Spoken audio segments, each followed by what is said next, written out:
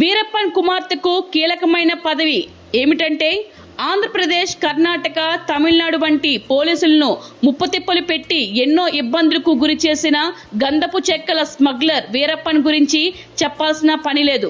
ఈయన గురించి చాలా సినిమాలు కూడా విడుదలయ్యాయి. ఎంతో మంది ఈయన పేరు వినగానే ఇప్పటికీ భయపడిపోతున్న ప్రాంతాలు చాలానే ఉన్నాయి. కానీ వీరప్పన్కి కూడా ఒక కుటుంబం ఉందని, ఈయనకు ఒక కుమార్తె ఉందని, ఆమె పేరు విద్యారాణి అని చాలా మందికి తెలియకపోవచ్చు. అయితే ఈమె కూడా ఇప్పుడు రాజకీయాల్లో ఉన్నదట. గతంలో బీజేపీ పార్టీలో చేరి చాలా పదవుల్లో కూడా పనిచేయడం జరిగిందట విద్యారాణి. లోక్సభకు పోటీ చేసి ఓడిపోయినప్పటికీ ఇలాంటి సమయంలోనే ఇప్పుడు తాజాగా ఈమెకు ఒక కీలకమైన పదవి అందుకున్నట్లు తెలుస్తుంది.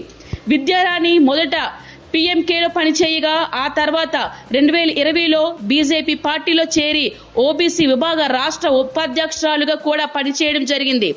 2024లో బీజేపీ పార్టీకి గుడ్ బై చెప్పి ఎన్టీకేలో చేరి అదే ఏడాది జరిగిన లోక్సభ ఎన్నికల్లో ఈమె కృష్ణగిరి నుంచి పోటీ చేయగా ఓడిపోయింది.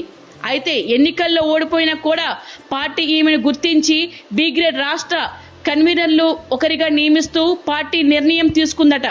అందుకు సంబంధించి ఆ పార్టీ ప్రధాన సమన్వయకర్త సియాన్ ఈ విషయాన్ని ప్రకటించడం జరిగింది.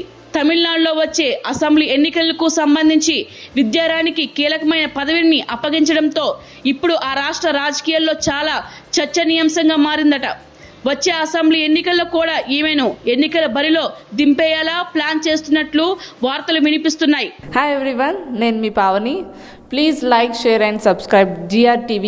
Hi, I'm Jyoti Singh. Please like and subscribe GRTV channel. అందరికీ నమస్కారం. నా పేరు Sambit. Please like and subscribe GRTV. Thank you.